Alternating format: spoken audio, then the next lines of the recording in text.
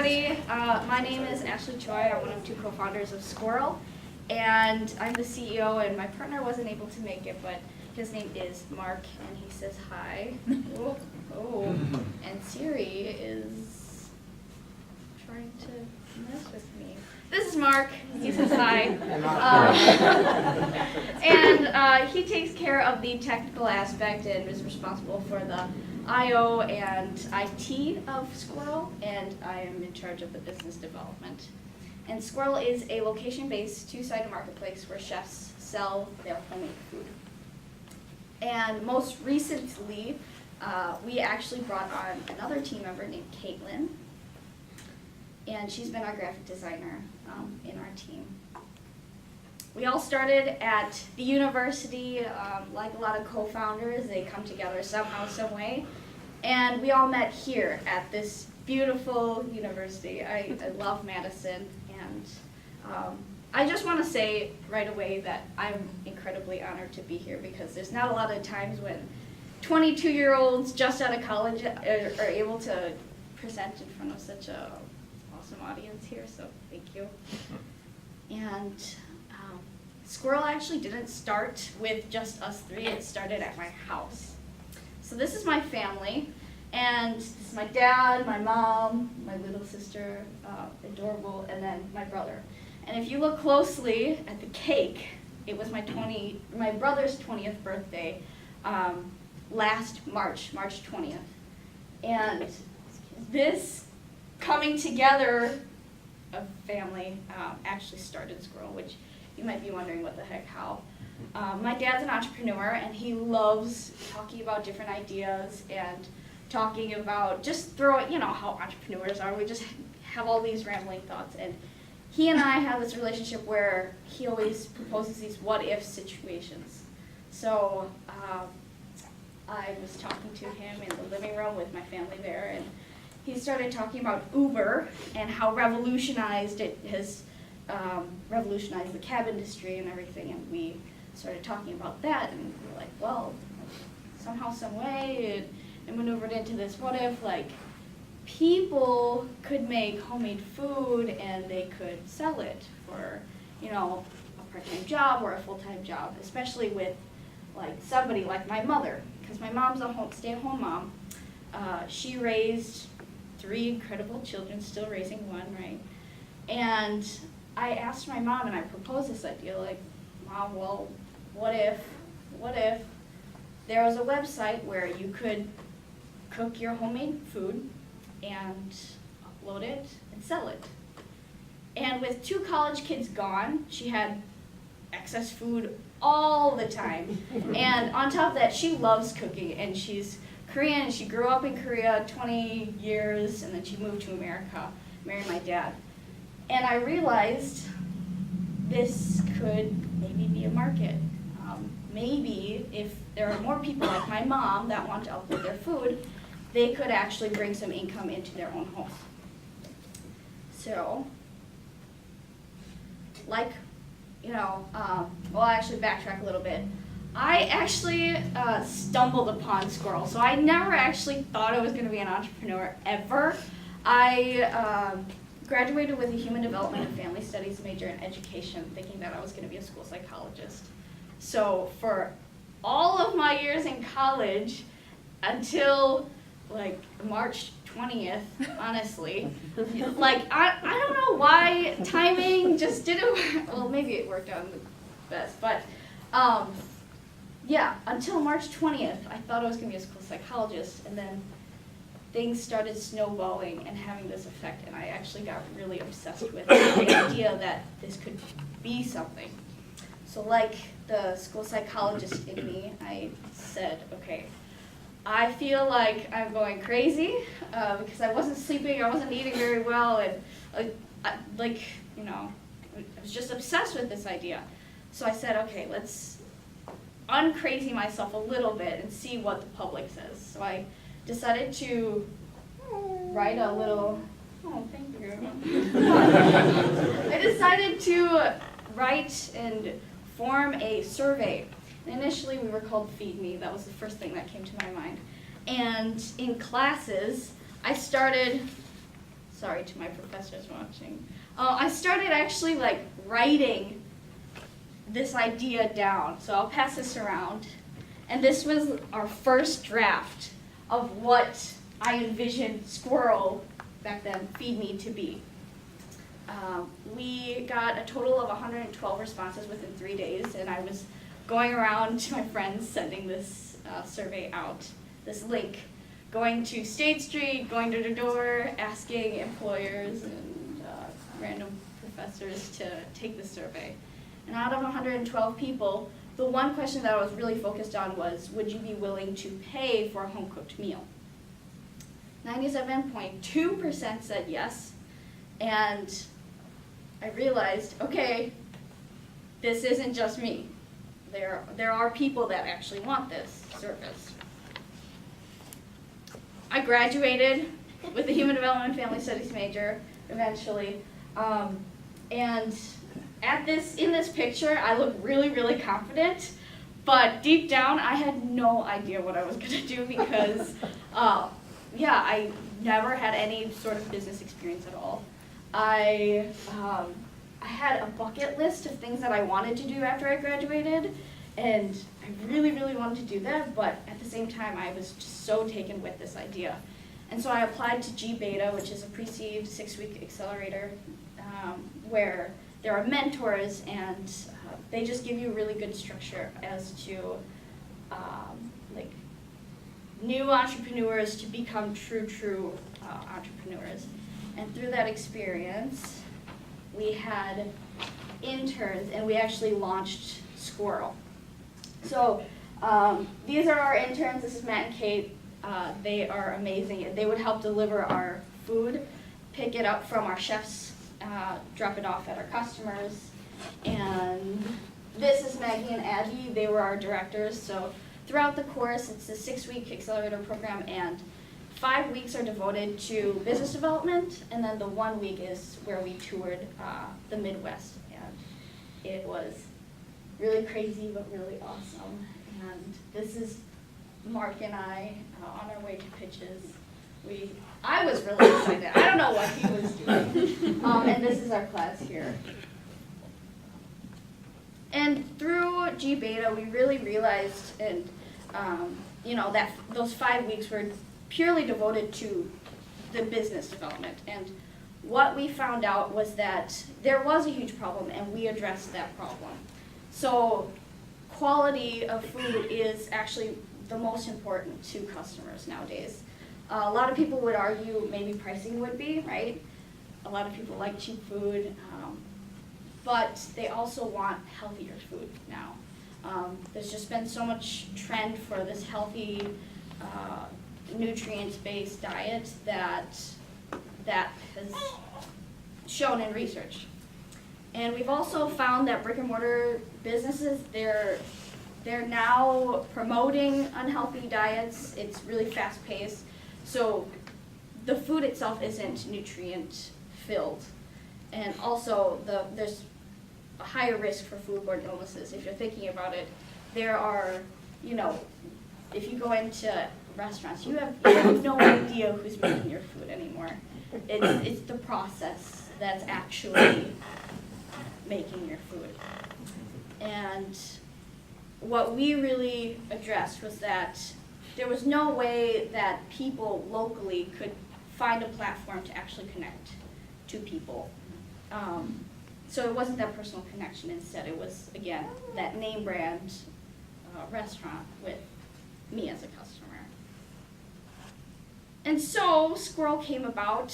We were the platform where people could address all of these problems, where people could find homemade quality food, and on top of that, make some extra cash if they needed, and share their culture. Because, for me, being Korean and growing up with Korean food, I missed it every day when I was in college. And then, but then I also realized my mom had a problem because she had so much extra food that she was just throwing out. So why not solve both problems and create a platform? So our business model is really, really simple. For every transaction, we take 15% of the commission. And during G-Beta, we launched Squirel, like I said, and in 15 active days, we generated over $1,000 in revenue. So we validated the fact that this was a market, and we validated that Squirel works. And now, you might be wondering after G-Beta, where are we? Mark is actually working with a team in France right now, 8 to 10 people on the product development. So eventually we'll be having a website where our chefs will actually be able to make their own profiles, where they can write their story, upload pictures, pick their own times to work, basically have control over everything, and also have control over who is invited to their house as well. Because our system will be a pickup-only system for scalability. And so that's where we're at. I got just a little bit confused. Sure. You said the chefs can decide who comes to their house. Correct. Okay. This is, it almost sounds like, sort of Airbnb but for food. Exactly. Okay. Yeah. And that's the model that we're trying to take as well. Okay. So if you're selling food to the public, doesn't it have to come from a certified kitchen or? Yeah, health so codes? we were actually we've been working with the Law and Entrepreneurship Clinic about that, and we found a route where we would, with this pickup only method, we would fall under the personal guest category, and we wouldn't need any regulations in that sense. But we are right now bringing in, or trying to find somebody that would be willing to be our supervisor and head of food safety in Squirel. Yeah. So what would happen if, God forbid, someone got sick, Yeah. right? You're making, you make mussels for somebody Yeah. and you get bad mussels, like Definitely. it happens, but that person obviously is gonna want some sort of retribution is not the Yeah. right word, but. So yeah. we would have our own insurance that would cover our chefs if, in the case that did happen. All of our chefs would be independent contractors, but just in case, we would have our own insurance to cover something like that. Who sets the prices for the food? The chefs do. So chefs really determine literally everything. So they pick whatever food that they want, and they're the ones that know how much each ingredient costs and everything as well. So, hello. So, Walk around. yeah, okay, there we go. So in that sense, we give complete control to the chefs, kind of like Airbnb, where they get to determine everything, take the pictures and everything as well. So it's complete autonomy. Your beta where you generated the revenue, Mhm. was that the pickup or was that the delivery? No, so that was actually delivery, because we were working, at that point, we were working with the Law and Entrepreneurship Clinic, and we hadn't known, so we just wanted to launch, and because it was such a small private beta, we were doing pickup and delivery. Have you validated that the pickup model actually does work? So we've been working with it right now. We've been surveying people, and actually some people prefer pickup, and in our initial 112, when I was actually surveying across State Street and everything, it was surprisingly, it said half and half. Yeah. Have you thought about expanding to like companies and things like that? I know that the delivery model would probably have to come back in, but it might not be so bad if it was like a larger order. With a somewhat company. like catering or something like that.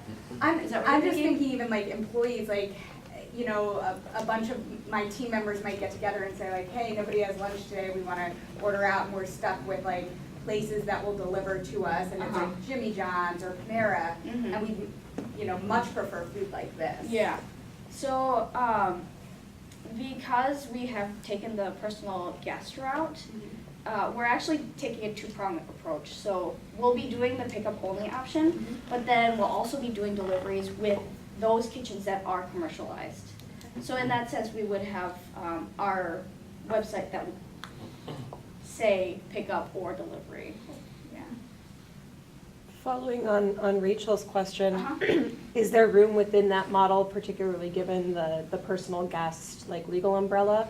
Is there room to do sort of like a CSA pickup site where the chef would deliver, 5 people's orders to Nordic or whatever business, and they're just sort of in the staff refrigerator, and then people kind of take their own orders when they leave at the end of the day?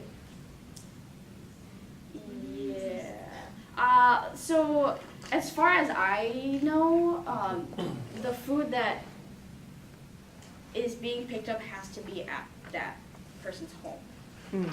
So it has to be verified. And we would do the verification that they actually live in that home, and that that would be the pickup location.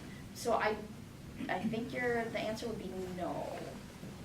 But I might be interpreting the question wrong too. Okay. Yeah. Yes.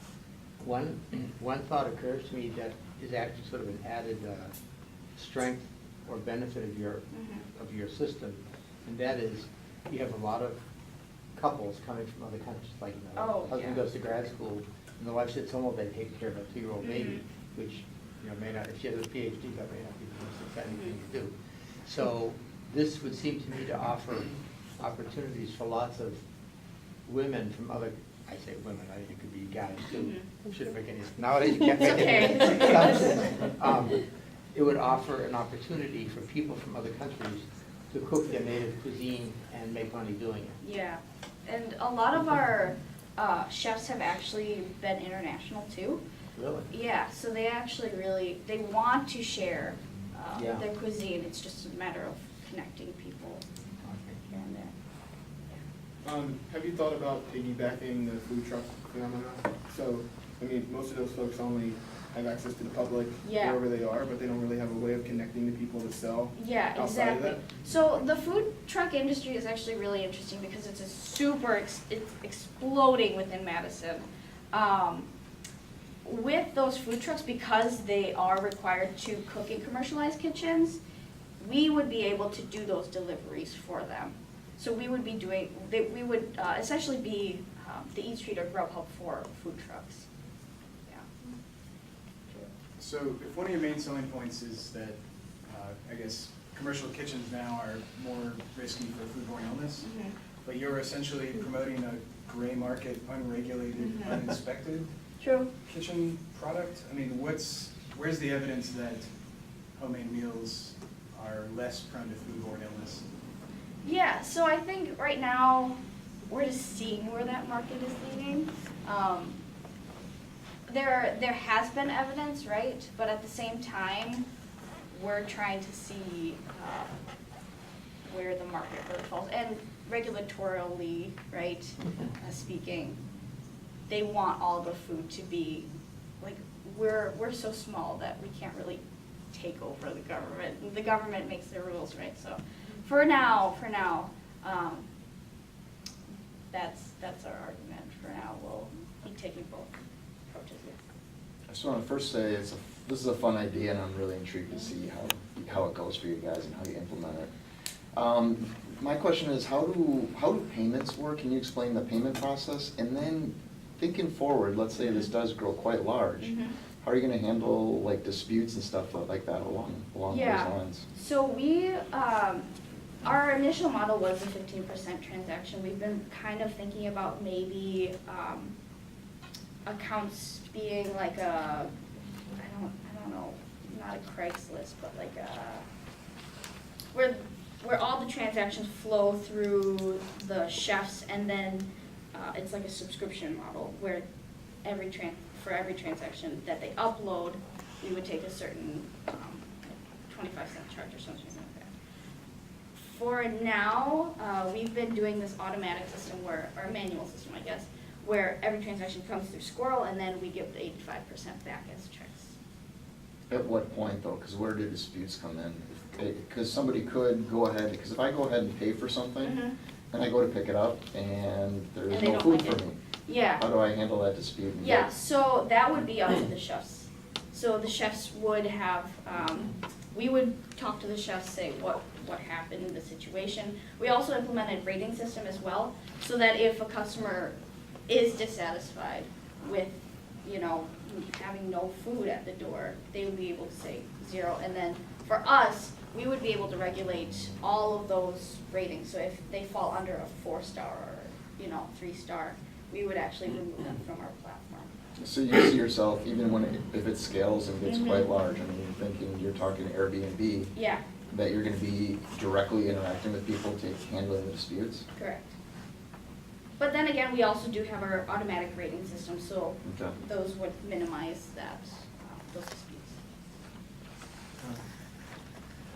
It sounds like so far, like, the way that you described your business is quite transactional. Mhm. So people are hungry and they don't want to go to a restaurant, so they like look at your app to find homemade food Mhm. or home cooked food. But like, there seems to be this sense of like nostalgia that like, this reminds me of home. Yeah. This reminds me of grandma, this reminds me of whomever. Yeah. And I'm wondering like, if you're putting any time into that as it relates to brand and marketing, because that seems to be the biggest Yeah. thing you need to get over. I mean, all the questions are about not trusting people. Mhm.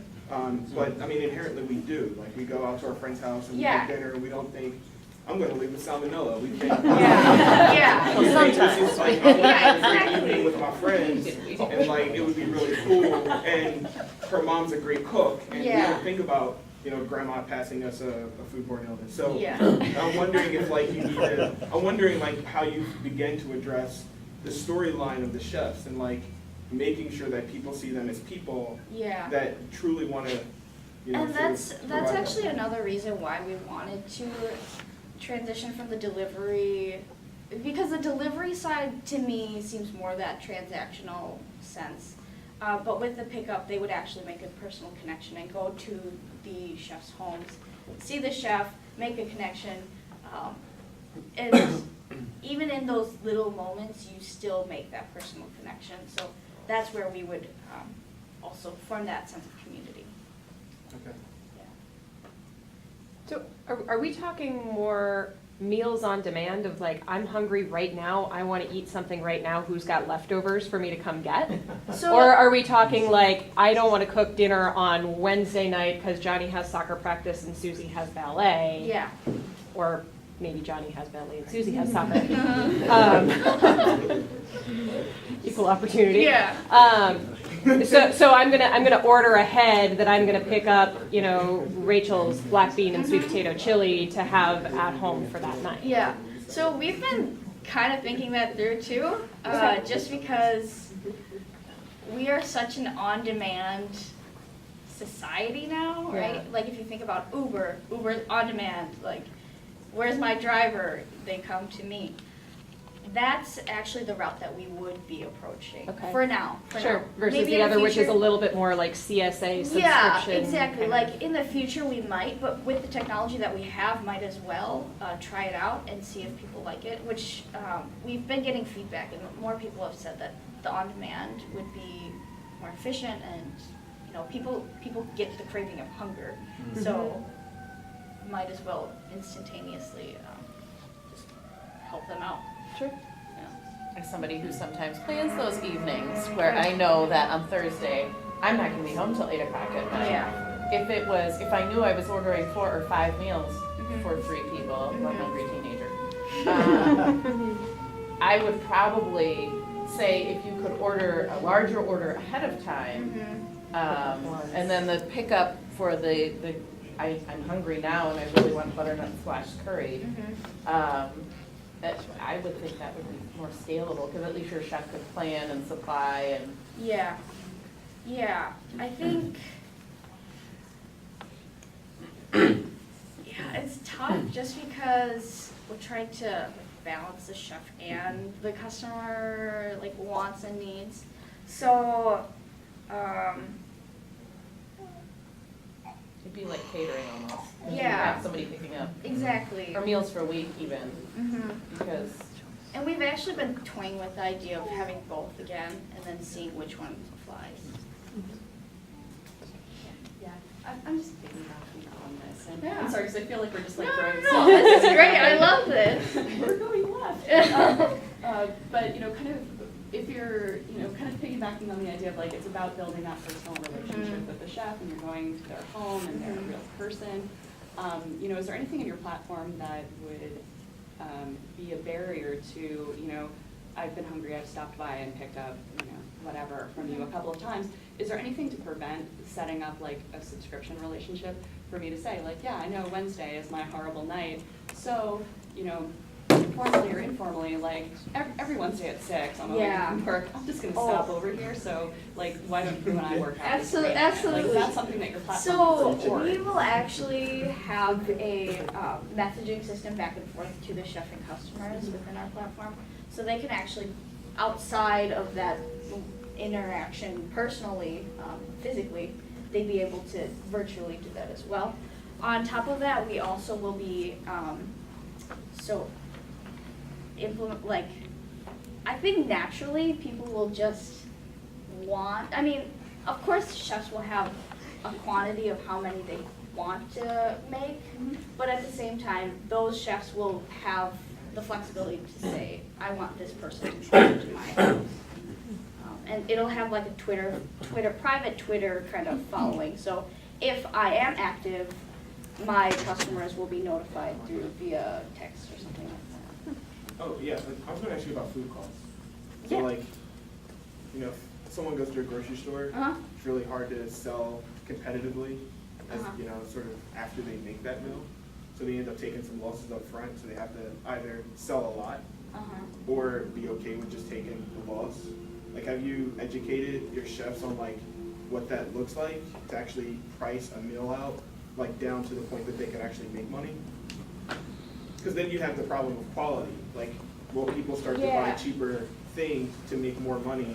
Because buying quality things, they can't actually resell at a price point that would make sense to the consumer. I mean, thus far, we haven't had a problem with that, just because, so with our beta, each meal was ranging from $7 to $10. And so with the ingredients that they used, they actually had a very, very large, Margin. margin. So thus far, we haven't had a problem, but definitely something to consider. I think we have time for one more question. Ready for the last one? Chauvin, you wanna? Choose wisely. Choose wisely. Very good. So, I'm talking to Rachel here. I actually love this idea. Rachel Thank knows I you. brought this idea up like 3 years ago, or actually, yeah, 3 Oh. years ago. So it's an awesome idea, and a lot of these questions. Hey, join our team. Sorry, but, They need a delivery guy. a lot of the questions people here are posing are things that we also thought about. Mhm. I would not worry about, like, what happens with the food. It's a self-regulated thing, people will figure it out. People like some and all that stuff, like, I think they're all great questions, but the end thing that, the one thing you're gonna have to figure out really quickly, and it's not even right now, it's probably in 6 months or a year if you actually get to revenues that's valid, Yeah. is every state has different rules. Yeah. And so personal guest here means that Might in not another apply. city, it doesn't Yeah. apply in other states. And So we've- that's your one hurdle. Yeah. And I wouldn't even worry about that hurdle, to be honest with you, because if you worry about those hurdles, you're never gonna get anywhere. Just Yeah. start and plow ahead, and then when the law comes knocking, you say, sorry, or you broke it. I mean, it's true, that's, Yeah. or you fight it, so Well, I think it's a great idea, I'm glad you're doing it. so. We've been, like I said, working with a felony clinic, and they've definitely been talking to us about, you know, state-by-state regulations and even county-by-county regulations. But with the personal guests, we've looked into them, and it's actually more, a lot of other states have the personal guest idea and implemented within their legal system. So So, and basically, different rules apply to personal guests as opposed to. yeah, so as a personal guest, you don't actually have to have somebody come into your physical house and examine your kitchen. Oh. Yeah, or a regulator, state regulator. So this model exists elsewhere. Yeah, so that's a great point. There have been 2 other companies that have raised and been backed up by investment. There's one on the East Coast and one on the West Coast, and they've been ever expanding. Now it's time to bring it here. It's a great idea, really. Thank you. Well, thank you so much, Ashley. We always end with a question from the audience, which is how can we help you? I mean, apart from ordering a lot of food and supporting the platform Yeah. directly, I mean, are you expanding your team? Are you raising money? What are your next steps? What can we So we're not raising money yet. Right after, so Mark, like I said, Mark is working with the team in France with development. As soon as that's over, we need a bunch of chefs. So that's really my goal, to have recruitment and spreading that word. So if you guys know any people that like to cook, we would love to talk to them. And on top of that, we're also looking for marketers, so our marketing experts. So this is a really, this is a platform that a lot of people might be interested in, or might hear about and be interested in. You know, marketing is a big field, and I am an education background, so marketing's not my forte, and I'd love to talk to somebody that has some expertise in that area. Well, thank you again, and thank you to Field 59 for the live stream. Thank you.